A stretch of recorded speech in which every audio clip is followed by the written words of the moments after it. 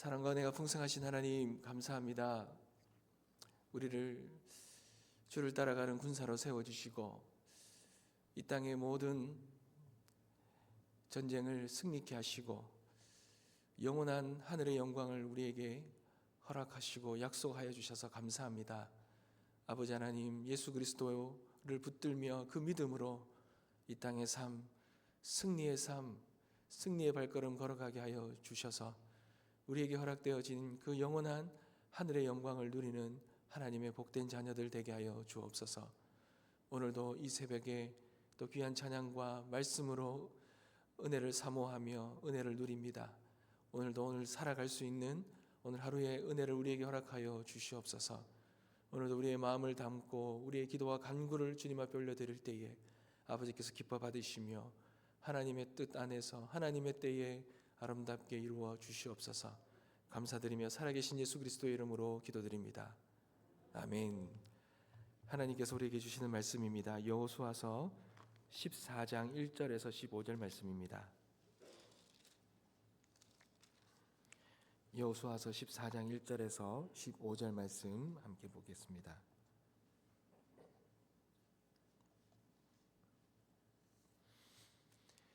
한 절씩 교독하시겠습니다. 제가 먼저 읽겠습니다.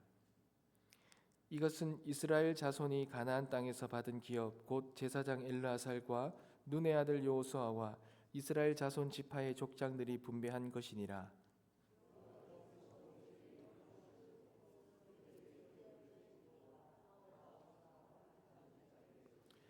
이는 두 지파와 반 지파의 기업은 모세가 요단 저쪽에서 주었으며 레위 자손에게는 그들 가운데에서 기업을 주지 아니하였으니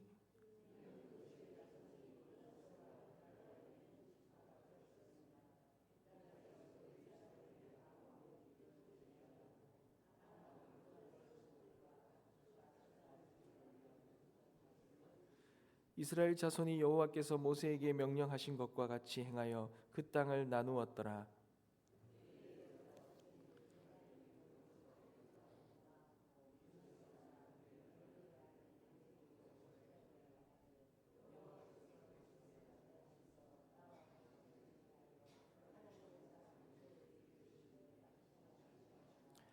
내 나이 40세의 여호와의 종 모세가 가데스 바네아에서 나를 보내어 이 땅을 정탐하게 하였으므로 내가 성실한 마음으로 그에게 보고하였고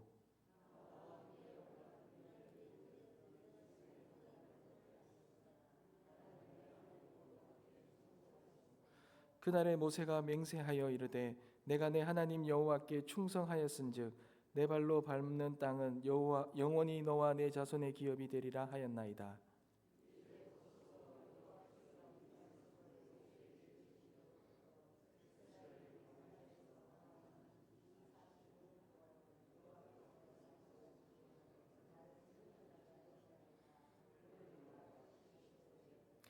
모세가 나를 보내던 날과 같이 오늘도 내가 여전히 강건하니 내 힘이 그때나 지금이나 같아서 싸움에나 출입에 감당할 수 있으니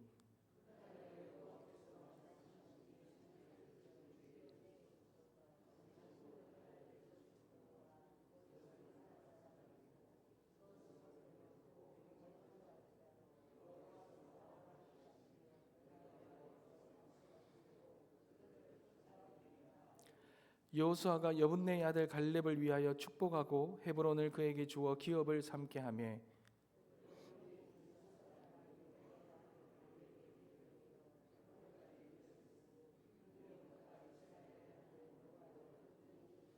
다 같이 읽겠습니다. 헤브론의 옛 이름은 기럇 아르바라. 아르바는 나낙 사람 가운데에서 가장 큰 사람이었더라. 그리고 그 땅에 전쟁이 그쳤더라. 아멘.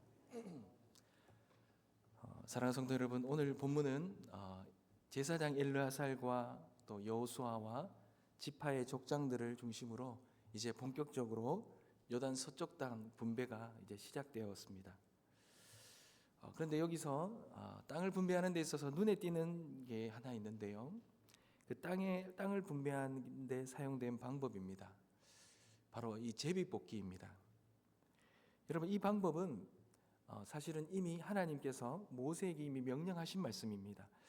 민수기 33장 54절에 보면 너희를 종족을 따라 그 땅을 제비 뽑아 나눌 것이니 수가 많으면 많은 기업을 주고 적으면 적은 기업을 주되 각기 제비 뽑은 대로 그 소유가 될 것인즉 너희 조상의 지파를 따라 기업을 받을 것이니라. 하나님께 모세에게 이 땅을 분배할 때 두 가지 방법을 원칙으로 주셨습니다. 첫 번째가 그 인구수죠. 인구수에 비례해서 땅을 분배하고, 둘째는 이 지파 이름과 땅 이름이 쓰인 이 제비를 뽑아서 이 지역을 결정하게 하신 것입니다. 그렇게 땅 분배에 있어서 여러분 제비를 뽑았다라는 것은 어떤 의미가 있습니까? 이 첫째는 땅 분배가 하나님의 뜻에 따라 이루어진다. 절대적인 하나님의 주권 가운데서 하나님의 뜻에 따라 이루어진다라는 것을 의미합니다. 그리고 두 번째는 모든 지파에게 공정하게 분배되었다라는 겁니다. 레위 지파가 땅을 받지는 못했지요. 그렇지만 이 레위 지파의 몫은 이 요셉 지파가 므낫세와 에브라임 두 지파로 구성되어 있기 때문에 그렇게 레위 대신에 이 두 지파에게 나누어지면 총 12지파의 땅을 이렇게 분배받게 되는 것인데, 이 땅이 하나님의 뜻에 따라서 이 지파의 수대로 공정하게 분배됐다라는 것을 의미합니다. 사랑하는 성도 여러분, 이 본문이 우리 성도들에게 주는 메시지가 무엇입니까? 여러분, 이 본문에서 강조하는 것은 그렇습니다. 이스라엘이 이 땅 분배 과정에서 철저하게 하나님이 명령하신 방법대로 순종해 나갔다라는 거예요. 요단 서쪽 땅을 9지파 반에게만 주었고 여기에도 레위의 몫은 없었습니다. 다만 거주할 성읍들과 가축과 재산과 이 목초지만 주었습니다. 그리고 레위에게 줄 땅은 이 므낫세와 에브라임 두 지파에게 허락했고, 그리고 이 모든 걸 제비 뽑아서 결정하였고, 이렇게 땅을 다 분배하였습니다. 그러니 이 땅을 분배하는 과정 가운데 하나님의 뜻이 그대로 이루어지고 그 하나님의 뜻에 순종하여서 이 모든 것들이 결정되었다라는 것. 여러분, 하나님이 절대로 힘 있는 소수가 독점하지 않게 하셨습니다. 그리고 힘이 약한 지파가 소외되지 않게 하셨습니다. 철저하게 인간의 욕심이 들어가지 않고 하나님의 주권대로 행하도록 하셨습니다. 지도자도 백성도 온전히 이것을 순종함으로써 그렇게 모두가 하나가 된 것이죠.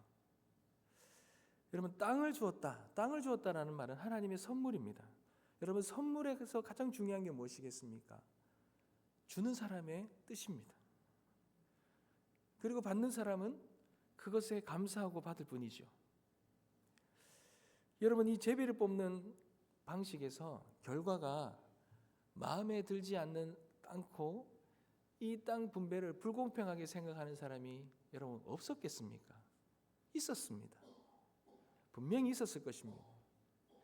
그럼에도 불구하고 이 제비 뽑기를 통하여 순종함은 하나님의 뜻이, 하나님을 향한 신뢰, 하나님을 향한 이 믿음이 온전히 서여 있을 때는 나에게 주어지는 이 땅이 하나님이 나에게 주신 선물이다. 하나님의 뜻이 나에게 최선의 것이라는 것을 그 신뢰함을 통하여서 그것을 받을 수 있고 감사함으로 받을 수 있게 하였던 것입니다. 사랑하는 성도 여러분, 우리의 삶 속에도 그렇지요. 어제 저녁에 우리 여전도회 연합회에서 함께 나눴던 말씀도 그렇습니다. 여러분, 우리의 인생에는 양극단의 삶이 있습니다. 어떻게 보면 단순합니다.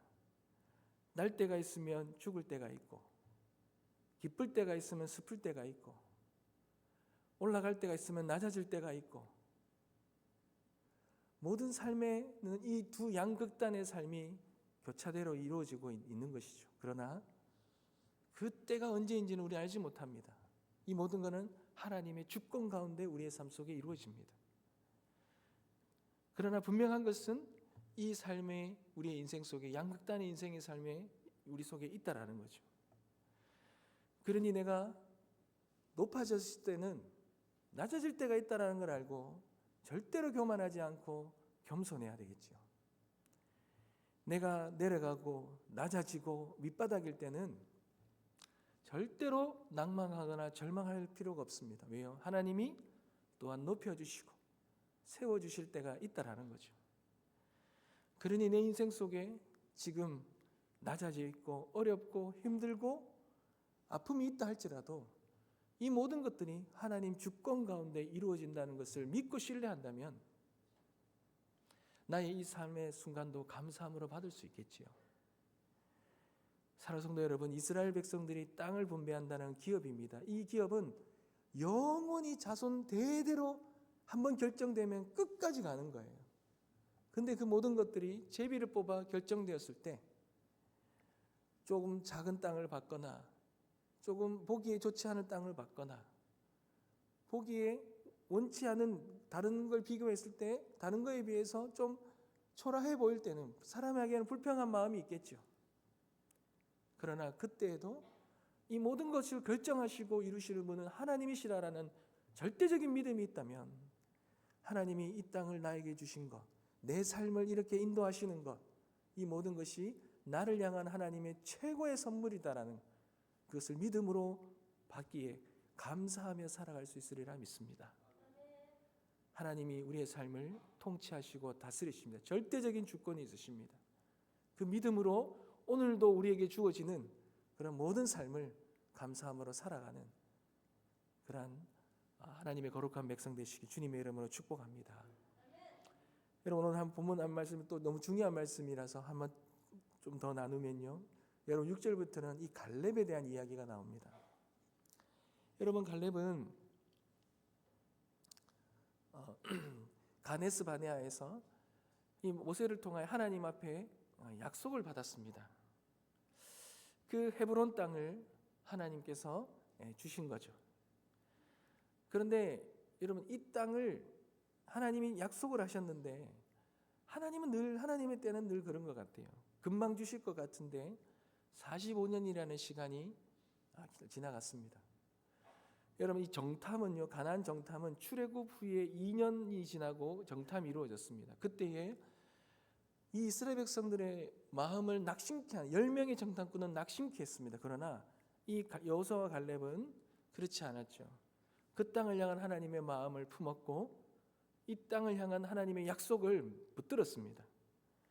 그리고는 그가 38년 동안의 광야 생활을 지나고 7년이라는 이 가나안 땅을 점령하는 그런 시간들 속에서 그도 어느덧 이제 85이라는 나이가 들고 앞서서 이제 어떻게 보면 그도 실질적으로 무언가 앞서서 전쟁을 치루어서 그 땅을 차지할 수 있는 그런 육신의 어떤 나이나 육신의 강건함을 보면 참 어려운 때죠. 어려운 때입니다. 그런데 그는 하나님이 주신 그 비전과 그 약속을 잃지 않았습니다. 그리고 그는 그 땅을 여호수아에게 나와서 그 땅을 달라고 하지요. 그런데 여러분 그 땅이 어떤 땅입니까? 그 땅은 전쟁을 통해서 치루어야 싸워서 빼앗아야 할 땅입니다. 이미 정복한 땅이 아니라 싸워서 빼앗아야 될 땅인데 그 땅은 아낙 사람이라는 거대한 민족이 그곳을 지키고 있고 견고한 성읍이 버티고 있는 난공불락의 요새입니다. 그러니 그의 이 육신의 나이와 그리고 그 땅에 거주하는 이 아낙 자손과 성읍의 그 견고함을 본다면 그거 약속이 성취될까라는 그런 생각이 들었을 것입니다. 그런데 그가 확신을 가지고 이렇게 고백하죠. 12절 말씀입니다. 그날에 여호와께서 말씀하신 이 산지를 지금 내게 주소서. 당신도 그날에 들으셨거니와 그곳에는 아낙 사람이 있고 그 성읍들은 크고 견고할지라도 하나님께서 나와 함께 하시면 내가 여호와께서 말씀하신 대로 그들을 쫓아내리이다. 여러분 갈렙의 안에는 믿음이 하나 있습니다. 그 믿음은 하나님의 함께 하심의 그 능력이 어떠한지를 아는 거죠. 그는 그의 육신의 강건함과 그 상황을 통하여서 전쟁을 치르고 승리를 얻는다는 것이 아님을 알지요. 하나님과 함께함을 압니다. 근데 이 갈렙에게 있어서 정말 중요하게 하나 붙들어야 될 것이 있다면, 여러분 이 45년의 시간 동안 여러분 그가 하나님을 향한 믿음이 변치 않았어요. 여러분 이 갈렙이라는 이름에는 두 가지 뜻이 있습니다. 온 마음이라는 의미의 컬레브라는 뜻이 있고, 우리가 동물이죠. 개를 의미하는 캘렙이라는 그러한 연상하는 뜻이 있습니다. 여러분 이 유대인들에게 이 개는 이방인을 상징합니다. 근데 또 하나의 의미는 충성스러움을 상징합니다. 여러분 갈렙은 이방인이었습니다. 그런데 그가 충성스러웠습니다. 하나님을 충성스럽게 쫓았습니다. 온 마음을 다해 쫓았습니다. 여러분 믿음의 다른 말은 충성입니다. 변치 않는 것입니다. 상황이 어떠하든지 육신의 상황이 어떠하든지 하나님의 약속하심을 충성스럽게 한결같이 붙드는 것이 이 믿음이고 충성입니다. 여러분 갈렙은 그랬어요. 갈렙은 이 불확실하고 너무나도 어려운 이 환경과 그리고 신실하신 하나님 앞에서 그 사이에서 그는 한결같은 충성스러운 믿음의 다리를 놓고 그는 끝까지 하나님의 그 약속을 잊어버리지 아니하고 그것을 믿음으로 취하려고 했던 자가 갈렙입니다. 상황에 끌려다니는 것이 아니라 하나님만 의지하고 붙들고 붙잡는, 지금 상황은 어렵고 힘들고 아프고 불확실하고 불가능하고 낭만과 절망의 순간이 있다 할지라도 그는 한결같은 충성스러운 믿음으로 하나님을 쫓았다라는 것이죠. 사랑하는 성도 여러분, 우리도 우리에게 허락해 주신 하나님의 그 언약, 영원한 그 언약을 우리는 바라보며 이 땅을 살아가는 갈렙과도 같은 사람들입니다. 지금의 상황이 우리의 연약함도 있고 상황이 힘들고 어려움도 있겠지만 변함없이 우리를 향하신 그 하나님의 뜻이 반드시 이루어진다는 그 충성스러운 믿음을 가지고 오늘도 하나님만 의지하며 승리의 발걸음 걸어가는 우리 모든 성도님 되시길 주님의 이름으로 축복합니다. 기도하겠습니다.